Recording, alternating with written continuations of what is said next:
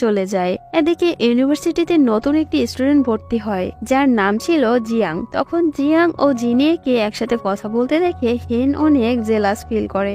আর এরপর জিয়াং জিনিয়েকে তার আইডলের সাইন করা একটি তীর দিলে, যেটা তখন হেন নিয়ে নিশানা লাগাতে গেলে সেটা ওয়ালে লেগে যায়, কিন্তু এদিকে জিয়াং ও জিনের তীর মাঝে এসে লাগে, যেটা দেখে হেন তখন জিয়াং এর সাথে কথায় কথায় ঝগড়া করতে শুরু করে, যেটা কোচ জানতে পেরে তাকে খুব বকাঝকা করে। কিন্তু হেনের বকা খাওয়াটা এটাই শেষ ছিল না। কিছুক্ষণ পর তার কোম্পানিও তাকে ফোন করে তার সাথে রাগারাগি করে এবং ওয়ার্নিং দিয়ে দেয় আর বলে, তুমি যদি তোমার ফিটনেস তাড়াতাড়ি ঠিক করতে না পারো তাহলে কিন্তু তোমার ক্যারিয়ার একেবারেই নষ্ট হয়ে যাবে। আর এখানেই সিন কাট হয়ে যায়। পরের দিন জিনিয়ে হিল পরে এভাবে হাঁটছিল যাতে সে তার ডাক্তার ক্রাশকে ইমপ্রেস করতে পারে।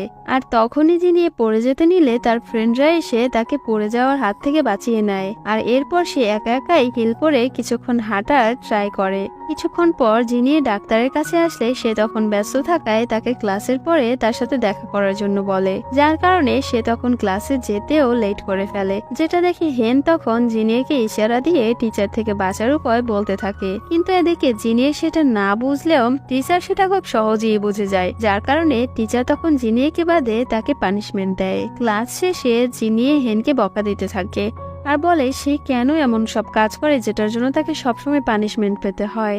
যেটা শুনে হেন তখন অনেক রেগে যায় আর মনে মনে বলতে থাকে, ওর জন্য আমি যাই করি না কেন ও সবসময় আমার উপরই রেগে যায়। ওই যে কথায় রয়েছে না, যার জন্য করি চুরি ওই আমাকে বলে চোর, ওই রকমই আর কি।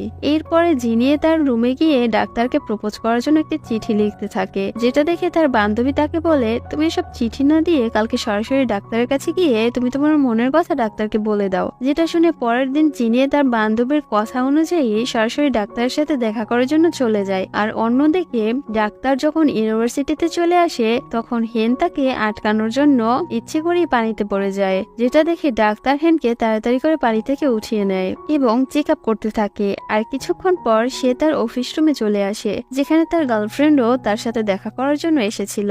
আর এটা যখন জিনিয়ে জানতে পারে তখন তার ছোট্ট মনটা এক নিমিষেই পুরো ভেঙে যায়। ঠিক তখনই সেখানে হেন চলে আসে আর জিনিকে জড়িয়ে ধরে বলে, জিনি তুমি এখানে আর আমি তোমাকে পুরো ইউনিভার্সিটিতে পাগলের মতো খুঁজে বেড়াচ্ছি।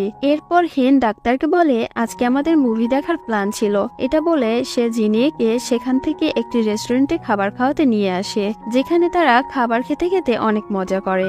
এর কিছুদিন পরে জিনি একটি তীরন্দাজি প্রতিযোগিতা অংশগ্রহণ করে আর তখনই সে জানতে পারে তার বাবা অসুস্থ হয়ে পড়েছে, যেটা শুনে সে প্রতিযোগিতা ছেড়ে তার বাবার কাছে চলে আসে। আর পরদিন জিনি তার কোচকে বলে এখন থেকে তার